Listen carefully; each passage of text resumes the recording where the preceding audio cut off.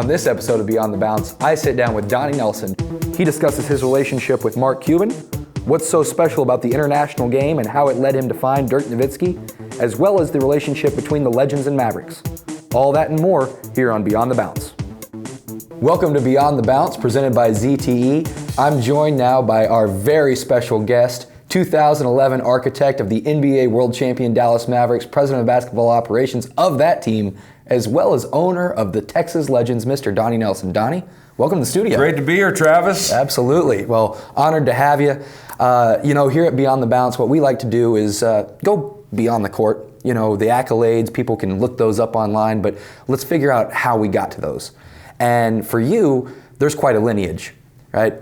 The big whistle, all-time wins leader in NBA history as a coach, but there's something there. You yourself as a coach now in the front office, what were some motivating factors for you as a young man, being a player, a coach, now a GM? What really drove you to the success that you've now had? Well, man, it started out when I was a little shaver, and I was blessed and lucky enough to be part of those Celtic teams back in the day, and that's when my dad, played with Havlicek and Cowens and all those guys, and to be a little guy in the locker room and to, see the amount of, dedication, hard work, and that's back when guys weren't getting paid, to see, and my dad had to do night jobs to make ends meet for the family. It was just a whole different era of basketball. But to see that, and of course, won 5 championships, and to be part of that, and the history and whatnot is just, even if you're a small part of it, you're a third grader, sixth grader, whatever. It's just, I was bit by the bug early, and then as life moved on and ended up going to college, and then you're trying to be an NBA player and it's not working out, and so then you're looking at the other options to stay in the game, which is coaching and scouting and whatnot, and so that's kind of began the path. I started as an international scout for the Milwaukee Bucks for 2 years, and then as luck would have it, they were hiring out in Golden State, and so they hired me as their international scout.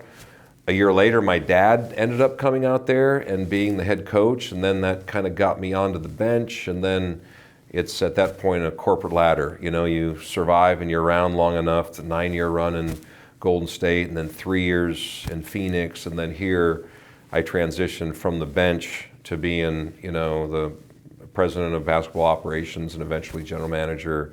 So it's been an incredible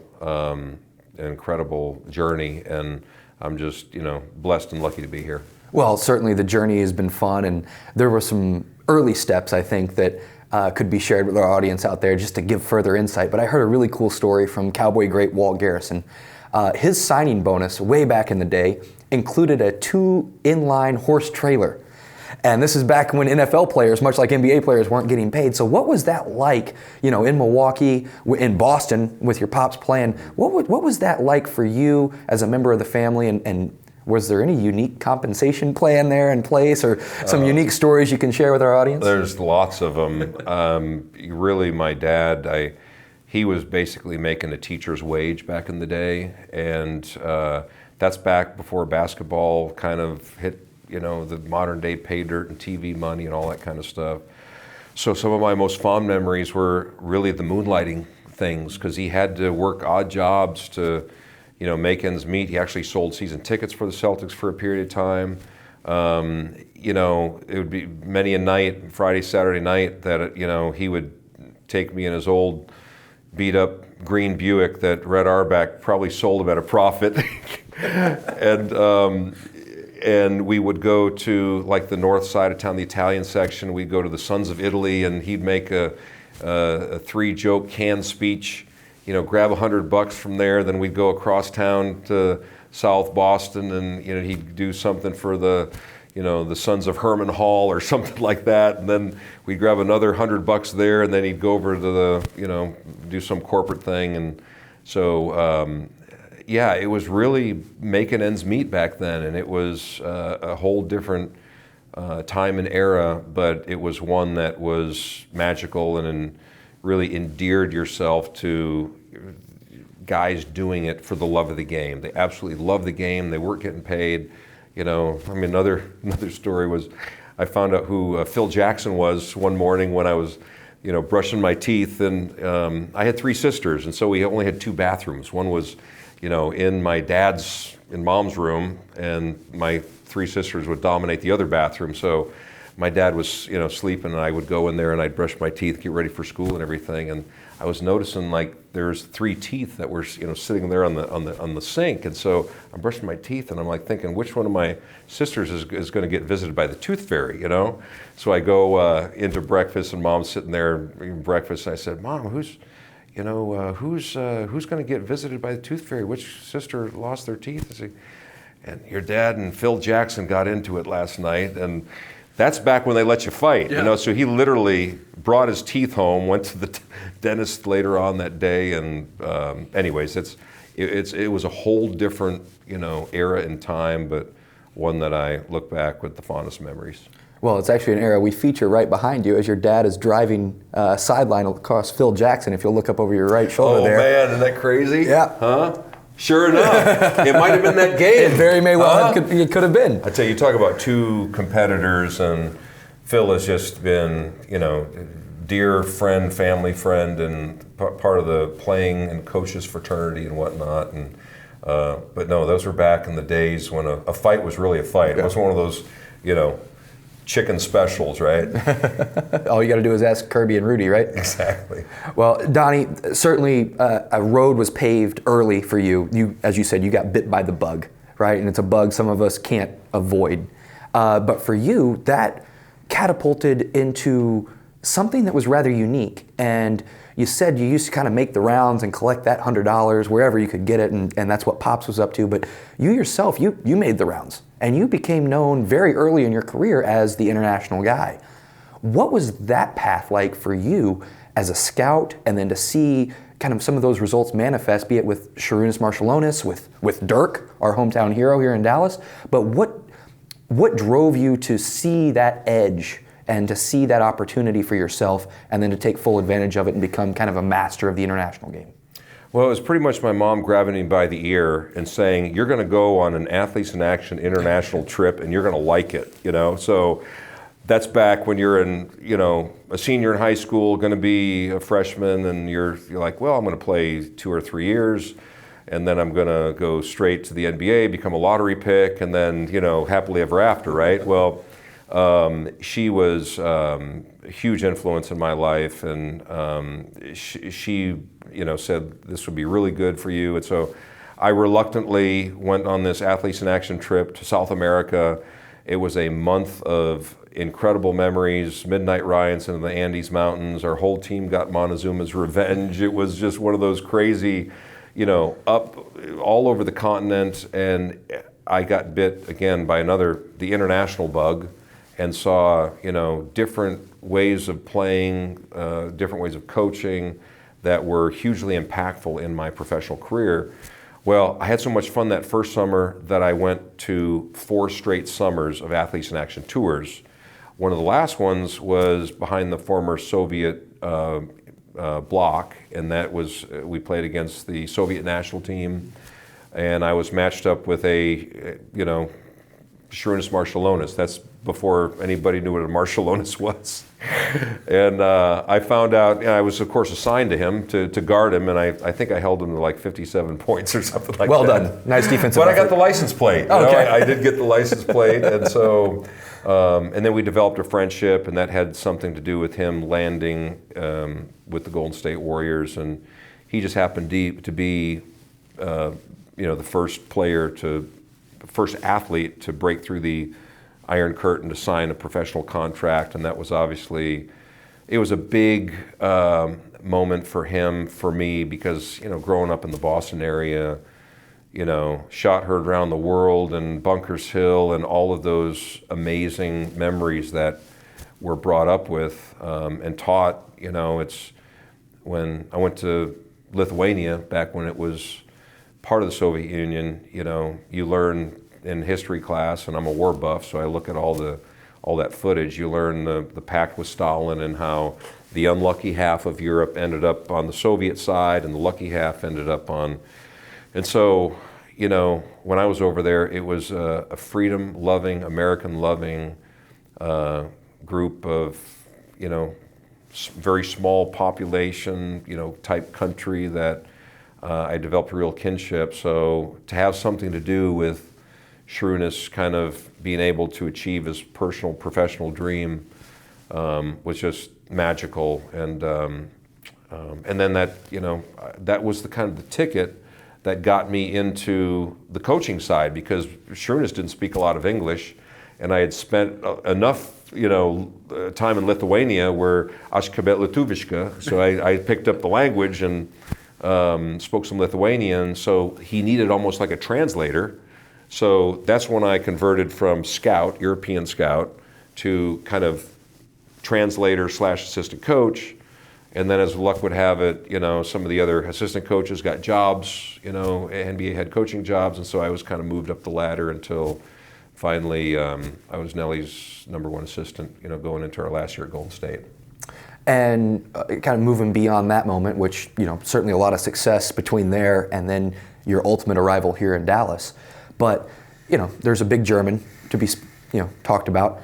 But there's also a Hispanic fella, or at least you thought he was Hispanic when you first heard about his purchase of the Dallas Mavericks and his particular buy-in to your approach to international scouting and the game as a whole. Share that story with our audience if you would, because it's one of my favorites of all time. Yeah, so we, you know, I went from Golden State to 3 years in Phoenix, and it was an incredible learning process to work with the Colangelos and, you know, just 3 great coaches in 3 great years. And then, as luck would have it, Nelly was hired to rebuild the Mavericks, and then he came calling. And, you know, at first I told him, Dad, I can't do it. My life's too good. I just signed a 5-year contract in Phoenix, and but ultimately he played the old son I need you card. And so what are you going to say to that, right? Can't turn it down. No. So blood's thicker than water, as they say. So came to Dallas and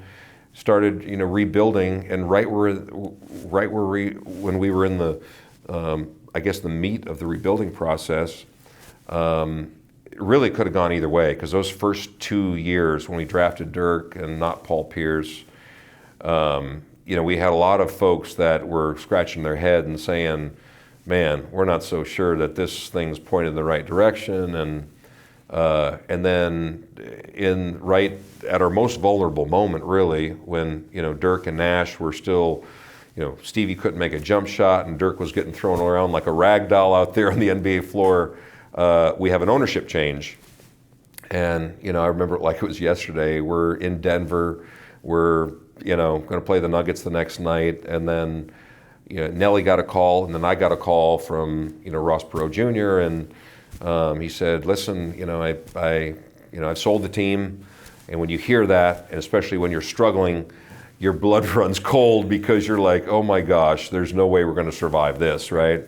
And then, you know, when you hear the words come out, you know, Ross Jr.'s and a dear friend to this day, when he says, I think you're going to be okay, that's usually the kiss of death. That's the death blow right there, isn't it? Now you're sure, you know, when we get back to Dallas, the gallows are going to be built, and it's, you know, it's going to be time to find the next job. And no, as luck would have it, we ended up playing that next night. Came to Dallas, and for whatever reason, when my dad first met Mark, he called me, said, listen, the new owner's coming in, and I'd like you to be there. I'd like you to be, you know. And I said, Dad, are you sure this is the first time you're going to, and he said, yeah, come in, I want you to be there, blah, blah, blah. So I think that he wanted me there because it would be harder for Mark to fire him in front of his son. That's an old riverboat gambler special there. That's Nelly 101. But literally, you know, we're sitting in there waiting for the new guy, and we're, you know, when Ross called that night, you know, he said the name Cuban, and I was like, man, am I going to have to learn how to speak Spanish, Right. you know, because I thought he was from Cuba, you know, so you got all of these things, and then we're trying to place him. Who is he? He's the guy in the nosebleeds, but he's just made a bunch of money with, you know, the .com world, and so sure enough, he walks in in typical Mark t-shirt, you know, tennis shoes and jeans, and Nelly just leans over to me and he goes, I think maybe we might have a chance with this one, you know? So it ended up being incredible. Mark came in, and he saw all the same stuff that we have been doing. He saw the future of Dirk. He saw Nash being the point guard that you know he was and was becoming. And from the basketball perspective, he embraced, you know, pretty much everything that we were doing.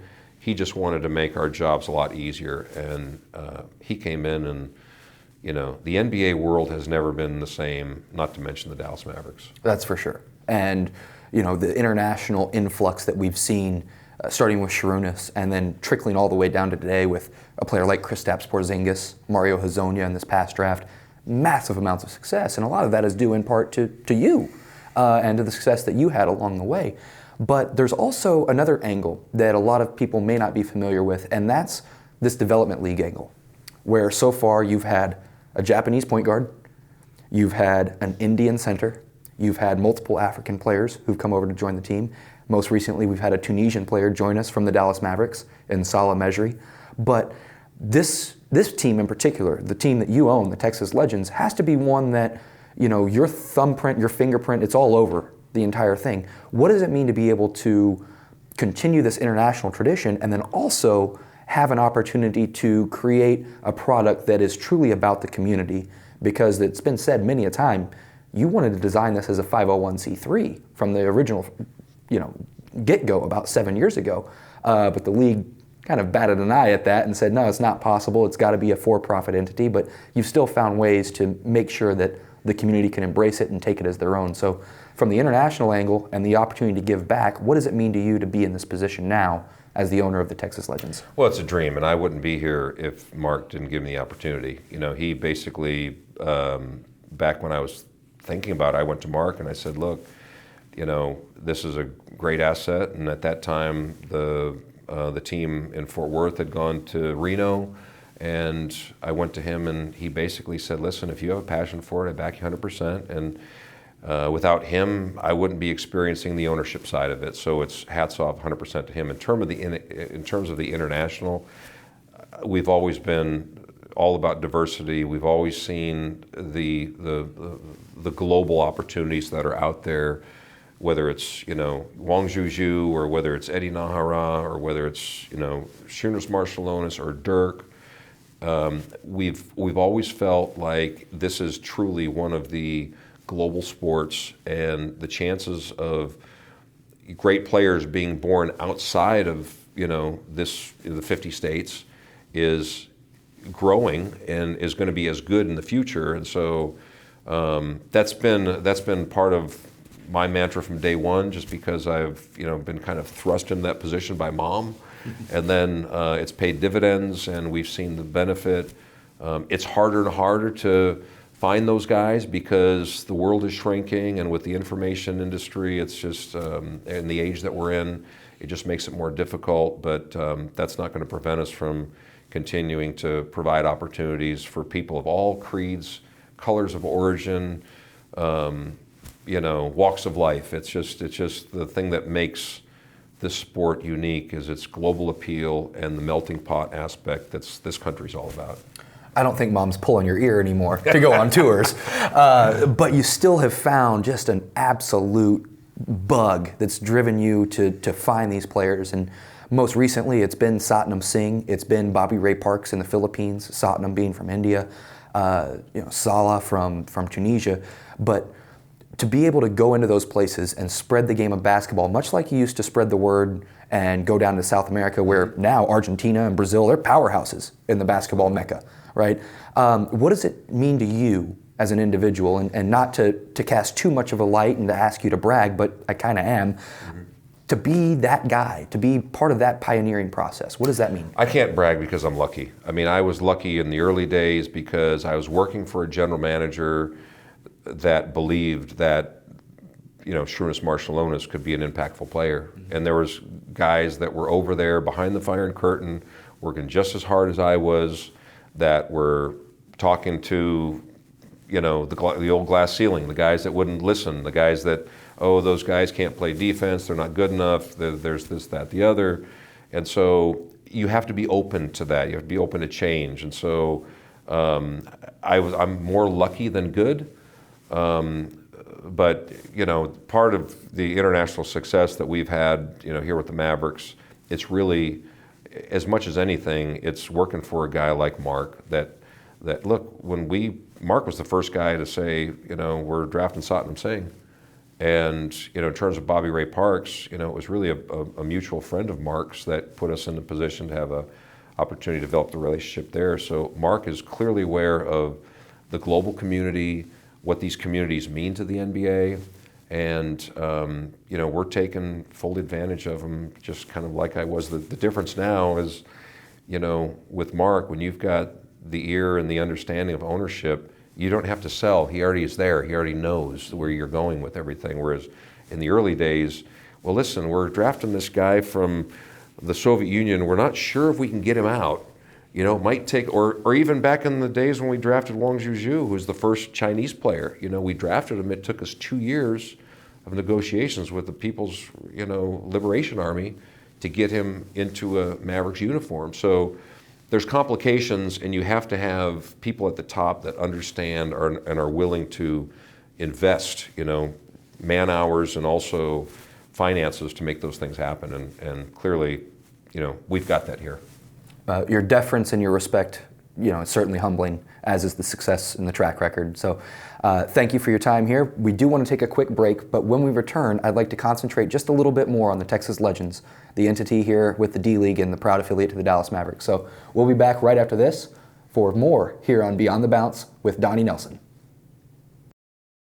There's a new smartphone crashing the holiday party this year. The Axon by ZTE. Bold and sleek, in colors perfect for the season, with plenty of surprises wrapped up inside, like 32-bit hi-fi audio, vivid 4K ultra-high-def video, and a dual-lens autofocus camera. So why hang with the usual smartphone crowd this party season? Meet a fresh new face, the Axon by ZTE. Get it at ZTEUSA.com and save up to $100. Sweet. Welcome back to Beyond the Bounce, presented by ZTE. Still here with me in studio, shockingly, Donnie Nelson, proud owner of your Texas Legends. And Travis, your coffee is just that Isn't that good. spectacular? It's unbelievable. Yeah, it's off-brand. It's not Starbucks. But we'll gladly take a Starbucks sponsorship if they want to throw it our way here in Frisco. But speaking of that, Frisco seems to be a pretty unique place, and it's one that you've certainly grown very deep roots throughout, the Texas Legends franchise, throughout your interest in the rodeo and music and all of that. How does that all come together for you in terms of packaging your particular interest and spreading them out throughout the community, but also still having kind of a philanthropic undertone? Well, man, the whole reason I bought the Legends was really a give back. It was, as you touched on before, the genesis of it was really to do a 501c3, give back to the community, involve the real heroes, which are, kids and people protecting our freedoms daily and people going through hard times. And so it was really that more than anything. In terms of other assets and things like that, it's really, my philosophy has always been, you don't get outworked. My dad taught me from day one that, you can... Every $100 bill matters. Every $100 bill matters, and, people are always going to be smarter or more athletic or whatever, but if you get outworked, it's on you. Mm-hmm. And then, give people freedom. The American dream is not necessarily making a ton of money. It's doing what you love to do every day, being able to pay bills and keep the lights on and impacting, the community. And that's kind of what we do here. And so it's with a lot of, pride that you were there from day one that we set this entity up, and we've touched a lot of lives. And to me, when they put you in that pine box, man, that's all that matters. It's not how much green paper you can suck down with you. It's making a difference in people's lives, and that's what we try to do on a nightly basis here. As someone who's been a beneficiary of your opportunity and your graciousness, it's also been fun to witness what you've been willing to do for others, especially those that haven't had the opportunity. And I speak of Nancy Lieberman, Eduardo Nájera specifically. What does it mean for you, Donnie Nelson, to say, I'm going to go against the grain yet again and take a chance?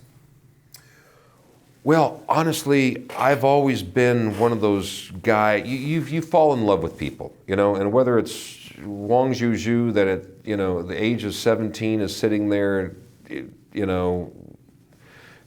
tearfully saying that he'll never be able to play in the NBA because of situations that have happened, or, and Nancy, she's been here in North Texas from, touching lives and, helping people. And when I thought about really the list of candidates, that were going to be my head coach, I really hadn't thought about her until I bumped into her in a Starbucks. And I'm like, holy cow, I think I just met my next head coach, because she embodies it, winning. She's been successful on every level. She's broken every barrier. Oh, by the way, the D&D League, to me, it's dreams come true. Right. And it's not just a dream for Nancy, but every little girl across America having, breakfast with their dad saying, well, gee, Dad, I'll never be able to do that because that's a man's world and I'll never be able to do that. So it was all of that combined, but she wasn't hired as our head coach because she was a woman. She was hired because she was the best. She was the best man for the job, no pun intended. And the same, whether it's, Satnam Singh or Eddie Nájera, who, as you know, is the first, player drafted into the NBA from the country of Mexico, and what he did as a player was, for what he had, you talk about overachieving and knowing how to, make your, dream come true and whatnot. So, it was Eddie, and then obviously Dell was our second, coach, and then, or Nancy, then Dell, then Eddie, and Eddie held that baton, proud, and was successful for 3 straight years before he joined the Mavericks. And, just to throw this out there, Starbucks, that's the second time you've been mentioned. Second time. Something, just some free coffee, whatever. But, and it doesn't just start and end with the head coaches. You've given players opportunities in the last 6 seasons here at the D-League level. You've given coaches opportunities from an assistant perspective. You've given employees opportunities. By providing all of this opportunity, not just within your staff, but then out to the community. You come to a Legends game, opportunities to get involved, play ball, watch the game, enjoy the music, go to the carnival. Is this the vision you had for yourself and for this franchise from day one, or was this something that grew over time? This is the grandson of an Iowa hog farmer that got lucky and watching his dad live hand to mouth, slugging it out for a teacher's wage, and then, when you're in the coaching industry, you're 5 straight losses from getting kicked to the curb, and so being nice to people, whether it's, people tearing tickets or pushing buttons in elevators or entering garbage, it's just, that's what I am. I'm that person, I'm literally, unless I was, a little bit lucky, hard work obviously has a lot to do with it. That's me. So I'm talking to my equal, people a lot of times say, oh man, you're the president and you're having a 5-minute conversation with a person. Isn't that kind of, I said, no, I mean, that's me. And I think anyone that's had any success at all, and Nancy's a perfect example of this, or Eddie, you look at where you came from, you look at all the people that have provided opportunities. We've all been out of a job, we've all been sitting there, struggling, and you've got mouths to feed and this and that, the other, and to have, you remember those hands that reach down, when you're at your wit's end, and anyone that's been in those positions understands how lucky they are to be successful. I mean, if you look at Mark Cuban, he'll be the first guy to say that, listen, yeah, we had a great idea, and yeah, this, that, the other, but I got lucky. I mean, that was his first thing when he met my dad and I and walked in. And when you see someone that never loses his DNA from being one of the reunion rowdies, I mean, you look at the way he is on the front row, owning the basketball team, it's probably a carbon copy of what he was back in the 80s when he was living with 7 guys in Deep Ellum, slugging it out to make ends meet, you know? And I really respect that. And that's, you know, like I said, I'm a 3rd generation hog farmer and it'll never change. Well, from this hog farmer in studio here at Beyond the Bounce, Donnie, I have to say thank you very much for joining us here today. It's been a very special occasion for us, and thanks for sharing so much of your backstory and your track record along the way in regards to your success. Thank you, partner. Thank you, bud. Guys, it's been another great episode here on BTB. Please do stay with us. We have another episode coming out next week, and we'll be able to share more with you beyond the bounce.